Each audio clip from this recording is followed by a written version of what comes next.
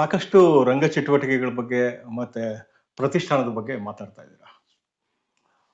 ಯಾವುದೇ ಸಂಪನ್ಮೂಲ ಇಲ್ಲ ಅಂತಂದಾಗ ಮಕ್ಕಳ ಆ ಪ್ರತಿಷ್ಠಾನದ ಆಶಯಗಳು ಬಹಳಷ್ಟು ವಿಫಲ ಆಗೋದೇ ಜಾಸ್ತಿ. ನೀವು ಹೇಳಿದ್ರಿ, ಮಾಡೋ ಕೆಲಸ ಒಳ್ಳೇದಿದ್ದಾಗ ಆರ್ಥಿಕ ಸಂಪನ್ಮೂಲ ತಾನಾಗಿ ತಾನೇ ಆ, ಹುಡ್ಕೊಂಡು ಬರುತ್ತೆ ಅಂತ ಹೇಳಿ. ಇಂತಹ ಆರ್ಥಿಕ ಸಂಪನ್ಮೂಲನ ಕ್ರೋಢೀಕರಿಸುವಲ್ಲಿ ನಿಮ್ಮ ತಂದೆಯವರ ವ್ಯಕ್ತಿತ್ವ, ನಿಮ್ಮ ವ್ಯಕ್ತಿತ್ವ ಬಹಳಷ್ಟು ಕೆಲಸ ಮಾಡಿದೆ, ಅಥವಾ ತಮ್ಮ ಕೆಲಸಗಳು ಬಹಳಷ್ಟು ಕೆಲಸ ಮಾಡಿದೆ. ಇಂತಹ ಕೆಲಸಗಳ ಬಗ್ಗೆ, ಜೊತೆಗೆ ಆರ್ಥಿಕ ಸಂಪನ್ಮೂಲ ಹೇಗೆಲ್ಲ ಒದಗಿ ಬಂತು ಅನ್ನೋದ್ರ ಬಗ್ಗೆ ಏನಾದ್ರು ಬೆಳಕು ಚೆಲ್ಲೋದಾದ್ರೆ? ವಾಸ್ತವವಾಗಿ ನನ್ನ ಜೀವಮಾನದ ಸಂಪಾದನೆಯ ಒಂದಿಷ್ಟು ಭಾಗವನ್ನ ಸಮಾಜಕ್ಕೆ, ಸಮಾಜ ನನಗೇನು ಕೊಡ್ತು ಅನ್ನೋಕ್ಕಿಂತ ಸಮಾಜಕ್ಕೆ ನಾನೇನು ಕೊಡ್ತು ಅನ್ನೋ ಪ್ರಶ್ನೆಯನ್ನು ನಾನು ಹಾಕ್ಕೊಳ್ತಾ ಹೋದೆ. ನನ್ನ ಮಡದಿ ಕೂಡ ಅದಕ್ಕೆ ಸಪೋರ್ಟ್ ಮಾಡಿದ್ದಾರೆ. ನಾನು ಏನು ಮಾಡಿದ್ರು ಯಾವತ್ತೂ ನೀನು ಯಾಕೆ ಮಾಡ್ತಾ ಇದ್ದೆ ಅಂತ ಒಂದು ಪ್ರಶ್ನೆ ಕೇಳಿಲ್ಲ. ನಾನು ಆಗಲೇ ಪದೇ ಪದೇ ಹೇಳ್ಬೇಕನ್ಸುತ್ತದೆ. ಸೊ ನಮ್ಮ ಸಂಪಾದನೆಯ ಬಹುಭಾಗ ಮನೆಗೆ ಏನು ಬೇಕೋ ಅಷ್ಟನ್ನು ಉಳಿಸ್ಕೊಂಡು, ಯಾಕೆಂದರೆ ನನ್ನ ಮಡದಿಯ ತಂದೆ ನಮಗೆ ಮನೆ ಕೊಟ್ಟರು ಬೆಂಗಳೂರಲ್ಲಿ. ಬಾಡಿಗೆ ತಪ್ಪಾಯಿತು. ಅವ್ರದ್ದೇ ಒಂದು ಸಣ್ಣ ಲೂನಾ $++ ಅಂತ ಮೊದಲಿಗಿತ್ತು, ಅದಿತ್ತು. ಅದರಲ್ಲೇ ಓಡಾಡವಿ. ಆಮೇಲೆ ಸಾಲ ಮಾಡಿ ನಾನು ಬಜಾಜ್ ಚೇತಕ್ ಅಂತ ಒಂದು ತಗೊಂಡೆ. ಅದೇನೋ $16,530 ಇವತ್ತಿಗೂ ನನಗೆ ಲೆಕ್ಕ ಇದೆ. ಬಜಾಜ್ ಚೇತಕ್. ಬಜಾಜ್ ಚೇತಕ್ ಅಂದ್ರೆ ಹಿಂದೆ ಒಂದ್ ಕಾಲಕ್ಕೆ ಅದು ವರದಕ್ಷಿಣೆ ಆಗಿತ್ತು. ಆ ಗಾಡಿ ಅಂತ ಅಂದ್ರೆ ಅದ್ಭುತ ಮಾತ್ರ ಚೇತಕ್. ಸೊ ಆ ಗಾಡಿ ನನ್ನ PhD ಅಧ್ಯಯನ ಪೂರ್ತಿ ಮುಗಿಸಿದೆ. ತುಂಬಾ ಒಂದೇನಂತ ಅಂದ್ರೆ, ನನ್ನ ಮನೆಯವರಾಗ್ಲಿ, ನನ್ನ ಮಗಳಾಗ್ಲಿ, ನಾನಾಗ್ಲಿ ತುಂಬಾ ನಿರೀಕ್ಷೆ ಇಟ್ಕೊಂಡವ್ರಲ್ಲ. ಬದುಕನ್ನ ಬಂದಾಗೆ ಸ್ವೀಕಾರ ಮಾಡಿದ್ವಿ. ಬಂದದ್ರಲ್ಲಿ ನಾನು ಏನ್ ಮಾಡ್ಬೋದು, ಇಷ್ಟು ಉಳಿದ್ರೆ ಇಷ್ಟರಲ್ಲಿ ಏನೇನ್ ಮಾಡ್ಬೋದು, ಈ ತರ ಪ್ಲಾನ್ ಮಾಡ್ಕೊಂಡು ಮಾಡ್ತಾ ಬಂದೆ. ಮತ್ತೆ ಮನೆಯಲ್ಲಿ DTP ಕೆಲಸ ಮಾಡ್ಲಿಕ್ಕೆ ಶುರು ಮಾಡಿದೆ. 1992 ನಾನು ಕಂಪ್ಯೂಟರ್ ತಗೊಂಡೆ. 1 GB ಹಾರ್ಡ್ ಡಿಸ್ಕ್. ಅದು just 1 GB hard disk. 300 MB ಖಾಲಿ ಬಿಡ್ಬೇಕು.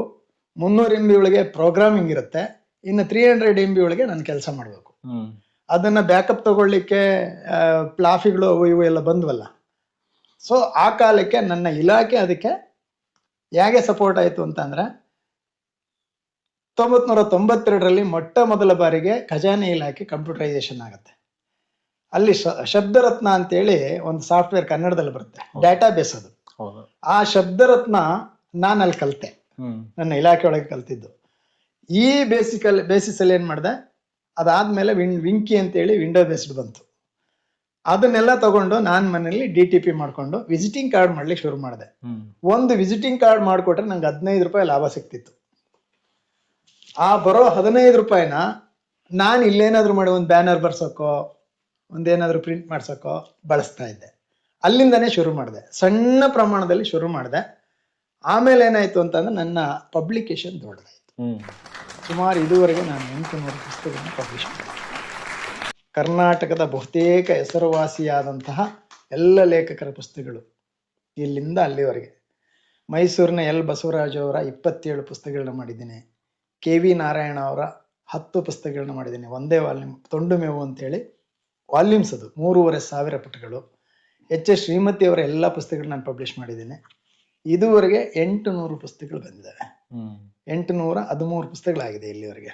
ಆ 813 ಪುಸ್ತಕಗಳಿಗೆ ನನ್ನ ಪ್ರಕಾಶನ ಸಂಸ್ಥೆಗೆ 168 ಪ್ರಶಸ್ತಿ.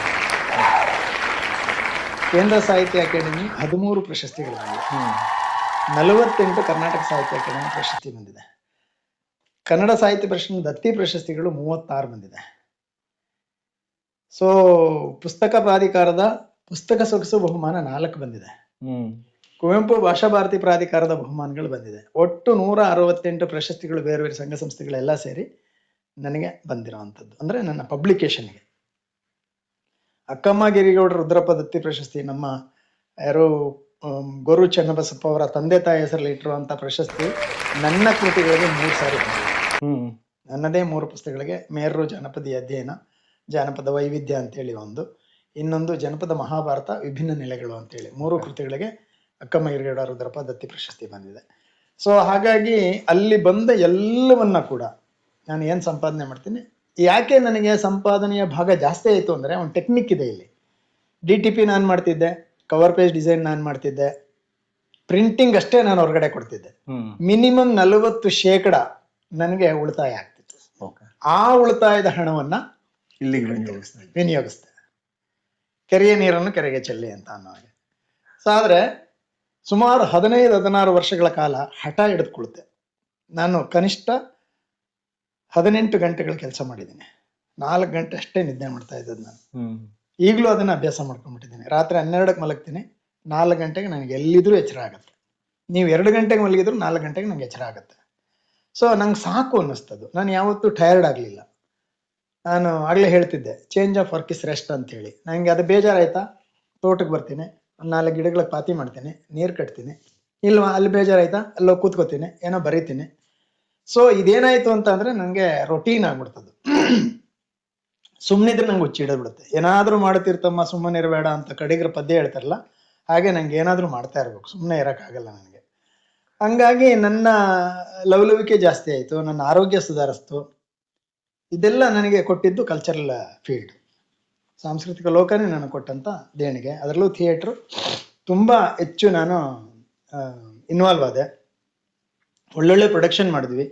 ಸೋರೆಬುರುಡೆ ನಾಟಕ ನಾನು ಆಗಲೇ ಹೇಳ್ತಿದ್ದೆ, 9 ಜನ ನಿರ್ದೇಶಕರು ಅದನ್ನು ನಿರ್ದೇಶನ ಮಾಡಿದ್ದಾರೆ. ಕವತ್ತಾರ್ ಇರ್ಬೋದು, ಲವಕುಮಾರ್ ಇರ್ಬೋದು, ಗಜಾನನ ಟಿ ನಾಯಕರು ಇರ್ಬೋದು, ಜೋಸೆಫ್ ಜಾನ್ ಅಂತೇಳಿ ಅವರಿರ್ಬೋದು. 9 ಜನ ಬೇರೆ ಬೇರೆ ನೆಲೆ ಒಳಗೆ ಅದನ್ನು ಡೈರೆಕ್ಟ್ ಮಾಡಿದ್ದಾರೆ. ಆಮೇಲೆ ಮಕ್ಕಳ ನಾಟಕಗಳ ಕಡೆ ಹೆಚ್ಚು ಗಮನ ಕೊಟ್ಟೆ ನಾನು. ಮಕ್ಕಳ ರಂಗಭೂಮಿ ತುಂಬಾ ಮುಖ್ಯ ಇದು. ಯಾಕೆಂದ್ರೆ ನಾವು ಅದರಿಂದ ವಂಚಿತರಾಗಿದ್ದೀವಿ.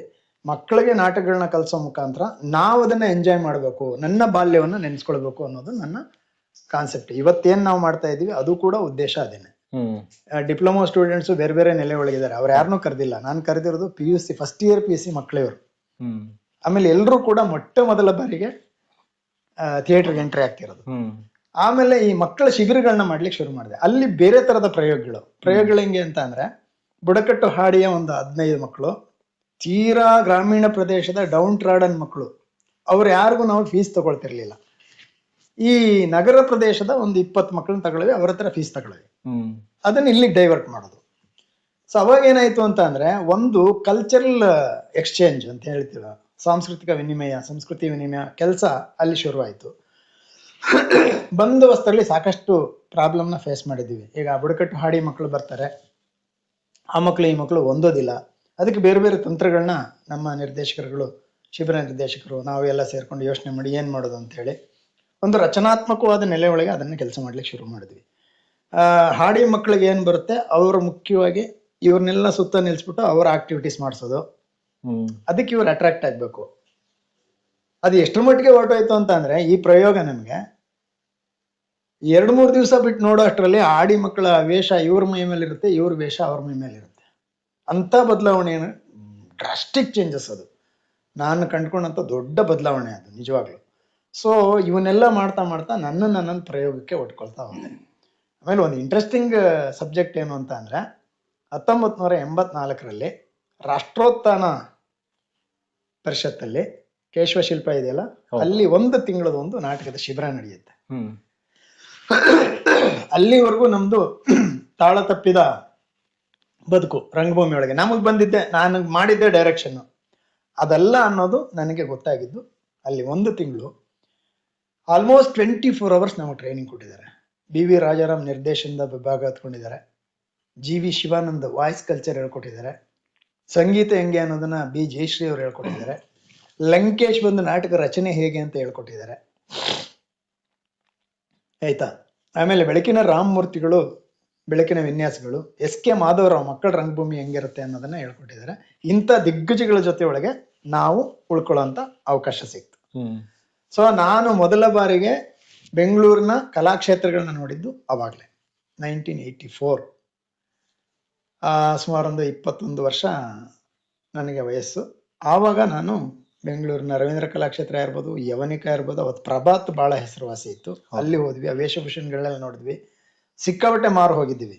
ಆಮೇಲೆ ಚೌಡಯ್ಯ ಮೆಮೋರಿಯಲ್ ಹಾಲು, ಗುರುನಾನಕ್ ಭವನ್, ಆಮೇಲೆ ಪ್ರೈವೇಟಲ್ಲಿ ಸಣ್ಣ ಸಣ್ಣ ಇದು. ಆಮೇಲೆ ಏನಾಯ್ತು ಅಂತ ಅಂದ್ರೆ ರಂಗಭೂಮಿ ಕಡೆ ತುಂಬಾ ಒಲವು ಶುರುವಾಯಿತು. ಮುದ್ದುಶ್ರೀ ಉತ್ಸವ ಅಂತೇಳಿ ಎವ್ರಿ ಇಯರ್ ನಾನು ಮಾಡ್ತಾ ಇದ್ದೆ. ಆ ಮುದ್ದುಶ್ರೀ ಉತ್ಸವ ಮಾಡ್ಬೇಕಾದ್ರೆ ನನ್ನ ಪ್ರಯೋಗಗಳು ಬಹಳ ವಿಭಿನ್ನವಾಗಿದ್ದಾವೆ. 9 ಹೈಸ್ಕೂಲ್ಗಳನ್ನ ತಗೊಂಡೆ, 9 ಜನ ಹೊಸ ನಿರ್ದೇಶಕರನ್ನಿಟ್ಟೆ, 9 ಕಡೆ ಏಕಕಾಲದಲ್ಲಿ ಅಭ್ಯಾಸ ಶುರುವಾಯಿತು. ಅದೊಂದು ನಾಟಕೋತ್ಸವ, ಬೈರೇಗೌಡರ 9 ನಾಟಕಗಳ ಉತ್ಸವ ಅಂತ ಹೇಳಿ ಮಾಡಿದೆ. ಎಲ್ಲ ನನ್ನ ನಾಟಕಗಳು ನಂದೆ, ಬೇರೆ ಬೇರೆ ನಿರ್ದೇಶಕರು, ಬೇರೆ ಬೇರೆ ಶಾಲೆಗಳು, ಬೇರೆ ಬೇರೆ ಲೆವೆಲ್ನ ಮಕ್ಕಳು. ಸೊ ಇದೊಂದು ಪ್ರಯೋಗ ಮಾಡಿದೆ. ಅದಾದ್ಮೇಲೆ ಸೋರೆ ಬುರುಡೆ ನನಗೆ ನನ್ನ ಜೀವಮಾನದ ಅತ್ಯಂತ ತೆರವು ಕೊಟ್ಟಂತ ಇದು ಈರುಳ್ಳಿಗರ ಒಂದು ಸಣ್ಣ ಐತಿಹ್ಯ ಏನು ಅಂತ ಅಂದ್ರೆ, ಈ ಜಗತ್ತು ಪ್ರಳಯದಿಂದ ಲಯ ಆಗತ್ತೆ, ಆ ಲಯ ಆಗಿರೋ ಜಗತ್ತನ್ನ ಮರುಸೃಷ್ಟಿ ಹೇಗಾಯ್ತದೆ ಅನ್ನೋದನ್ನ ಒಂದು ಸಣ್ಣ ಒಂದು 5-6 ಸಾಲಿನ ಕಥೆ ಅದು. ಅದನ್ನ ಇಟ್ಕೊಂಡು ಒಂದು ಡೆವಲಪ್ ಮಾಡಿದೆ. ಅದು ಗೀತ ರೂಪಕವಾಗಿ ಬಂತು. VN ಅಶ್ವಥ್ ಅಂತ ನೀವು ಕೇಳಿರ್ಬೇಕು, ಅವರು ಬಹಳ ಹೆಸರುವಾಸಿ ಕೃಷ್ಣ ಸಂಧಾನ ಅಂತೇಳಿ ಒಂದು ಹಾಸ್ಯ ನಾಟಕ ಮಾಡ್ತಾರೆ.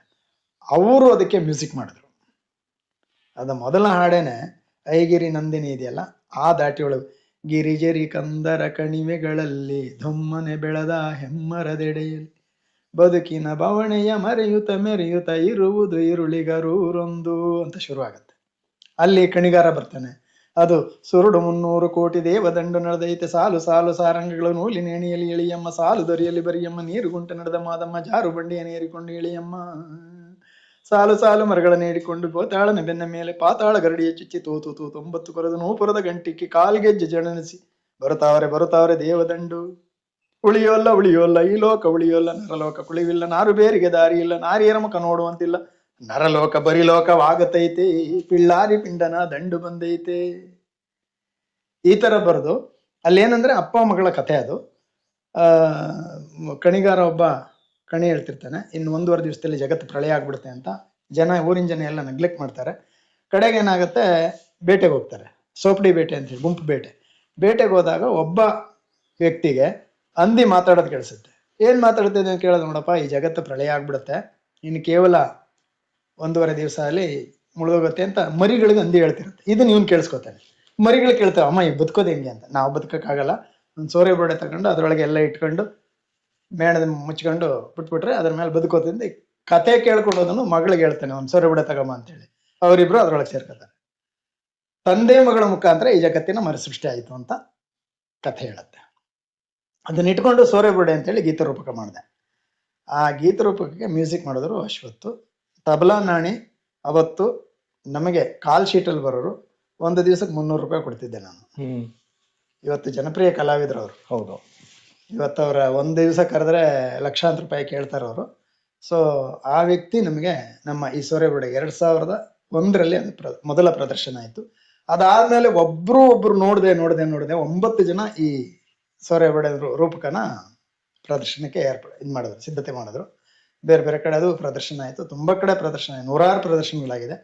ಇವಾಗ ನನಗೆ ಬಹಳ ಕೀರ್ತಿ ತಂದು ಕೊಟ್ಟಿದ್ದು ಅಂತ ಅಂದ್ರೆ ಉರ್ಗವ್ವ ಅಂತೇಳಿ ಬೆಸಗಳಿ ರಾಮಣ್ಣವ್ರ ಕಥೆನ ತಗೊಂಡು ರೂಪಾಂತರ ಮಾಡಿದೆ. ನಾನು ತಾಯಿ ಕತೆ ತಗೊಂಡೆ, ಉರ್ಗವ್ವ ಅಂತೇಳಿ ಅದಕ್ಕೆ ಹೆಸರು ಕೊಟ್ಟೆ. ಉರ್ಗವ್ವ ಊರಿಗೆ ಅವ್ವ ಅಂಥೇಳಿ ತಗೊಂಡು ಕೊಟ್ಟೆ. ಆಮೇಲೆ ಕೃಷ್ಣ ಹಾಲ್ನಳ್ಳಿ ಅವರು ಪ್ರಸಂಗದ ಗೆಂಡೆ ತಿಮ್ಮ ಅದನ್ನ ನಾಟಕ ರೂಪಾಂತರ ಮಾಡಿದೆ.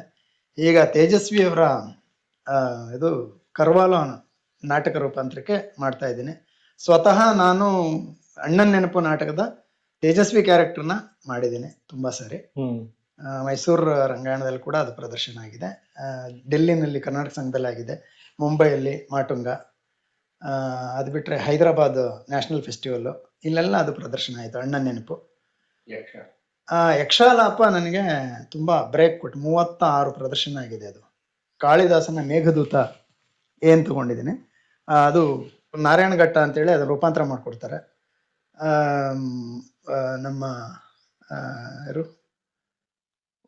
ರಮೇಶ್ ಅಂತೇಳಿ ಅದಕ್ಕೆ ಮ್ಯೂಸಿಕ್ ಮಾಡ್ತಾರೆ, ತುಂಬಾ ಅದ್ಭುತವಾಗಿ ಮ್ಯೂಸಿಕ್ ಮಾಡ್ತಾರೆ. ಆ ಮ್ಯೂಸಿಕ್ಕು ಮತ್ತೆ 57 ನಿಮಿಷ ನಾಟಕ ಇದೆ. ಅದು ಏಕ ವ್ಯಕ್ತಿ ಪ್ರದರ್ಶನ, ನಾನು ಅದನ್ನ ಅನ್ಯಾಕ್ಟ್ ಮಾಡ್ತೀನಿ.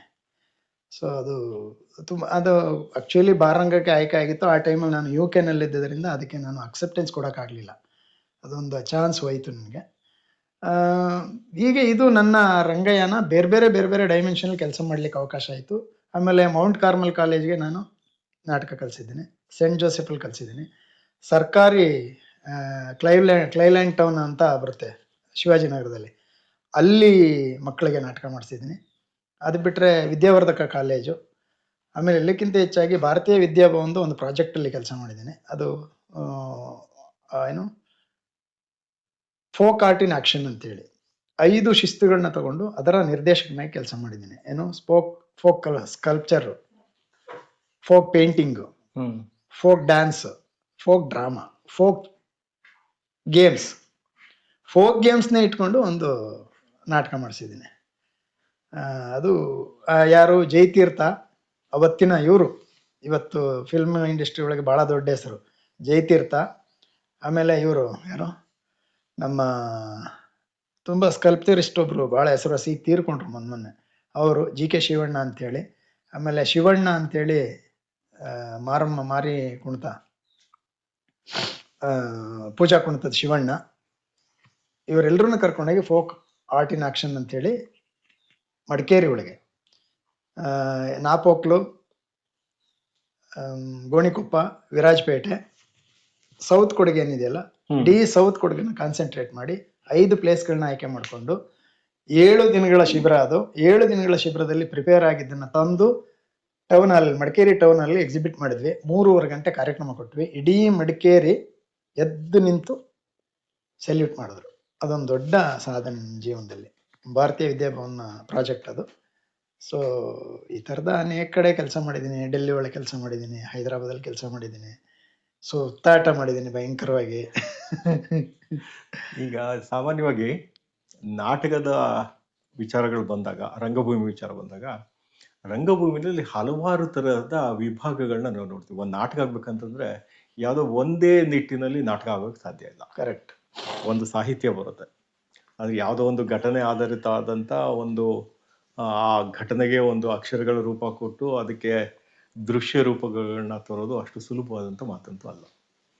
ಅದಕ್ಕೆ ತಕ್ಕಂಥ ಹಿಮ್ಮೇಳಗಳು ಬೇಕಾಗುತ್ತೆ, ಅದಕ್ಕೆ ತಕ್ಕಂಥ ಸಂಭಾಷಣೆಗಳನ್ನ ಬರೀಬೇಕಾಗತ್ತೆ, ಅದಕ್ಕೆ ತಕ್ಕಂಥ ಕಲಾವಿದರುಗಳನ್ನ ತಯಾರು ಮಾಡಬೇಕಾಗತ್ತೆ, ಜೊತೆಗೆ ಹಿನ್ನೆಲೆಗೆ ಸಂಬಂಧಪಟ್ಟಂಥ ಸಂಗೀತಗಳ ಸಂಯೋಜನೆ ಮಾಡ್ಕೊಳ್ಬೇಕಾಗತ್ತೆ, ಜೊತೆಗೆ ರಂಗವೇದಿಕೆನ ಕಲಾವೇದಿಕೆನ ಸಿದ್ಧಪಡಿಸ್ಕೊಳ್ಬೇಕಾಗತ್ತೆ.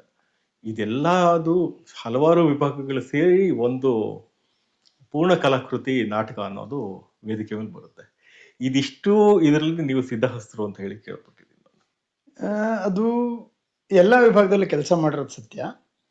ಸಿದ್ಧಹಸ್ತರು ಅನ್ನೋ ಮಾತನ್ನ ಒಪ್ಕೊಳ್ಳೋದು ಸ್ವಲ್ಪ ಕಷ್ಟ ಆಗುತ್ತೆ. ಯಾಕೆ ಅಂತಂದ್ರೆ ಆಯಾ ಕ್ಷೇತ್ರದ ಪರಿಣತರೇ ಇರ್ತಾರೆ. ಈಗ ಬೆಳಕು ಮಾಡು ಅಂತ ನಂಗೆ ಬರಲ್ಲ, ಮ್ಯೂಸಿಕ್ ಬೇಕಾದ್ರೆ ಮಾಡ್ತೀನಿ, ಹಾಡ್ತೀನಿ, ನಂಗೆ ಇನ್ಸ್ಟ್ರೂಮೆಂಟ್ ಬರಲ್ಲ.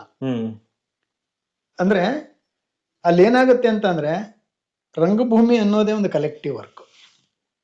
ಇವತ್ತು ನಿಜವಾಗ್ಲೂ ನಮ್ಮ ರಂಗಭೂಮಿ ಸಫರ್ ಆಗ್ತಿರೋದಿಲ್ಲ ಅಂತ ಅಂದ್ರೆ, ಒಂದು ನಟರು ನನ್ನ ಕಾಲಕ್ಕೆ ಅಂದ್ರೆ ನನ್ನ 40-50 ವಯಸ್ಸಲ್ಲಿದ್ನಲ್ಲ, ಈ 63ರಲ್ಲಿ ಹಂಗಿಲ್ಲ.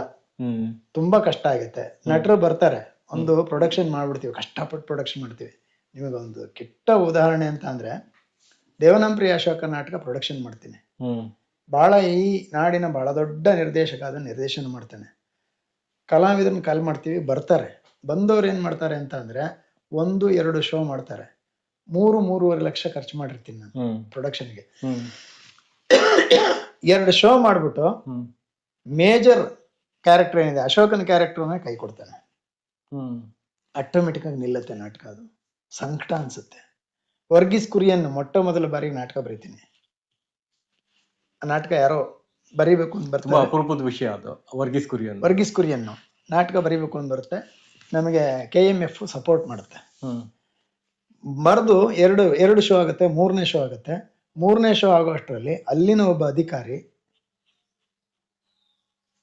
ಹುನ್ನಾರ ಮಾಡ್ತಾನೆ, ತನ್ನ ಕಡೆಗೆ ಅದನ್ನು ಹೊಲ್ಸ್ಕೊಂಡ್ಬಿಡ್ಬೇಕು ಅಂತೇಳಿ ಇಡೀ ಟೀಮ್ನ ಹೊಡೆದಾಕ್ತಾನೆ. ಆಯ್ತಾ. ಬಟ್ ಯಾವತ್ತೂ ಎದೆಗೊಂದಿಲ್ಲ ಸರ್. ಥಿಯೇಟ್ರ್ ಏನ್ ಮಾಡುತ್ತೆ ಅಂದ್ರೆ ನಮಗೊಂದು ಆತ್ಮಸ್ಥೈರ್ಯವನ್ನ ತುಂಬಿಕೊಡುತ್ತೆ. ಹೌದು, ಥಿಯೇಟ್ರಿನ ಶಕ್ತಿ ಸರ್ ಅದು. ಎಂಥ ಸಂದರ್ಭದೊಳಗೂ ನಾವು ಎದೆಗೊಂದ್ಲಿಲ್ಲ. ಹೋಯ್ತಾ ಇನ್ನೊಂದು ಮಾಡೋಣ.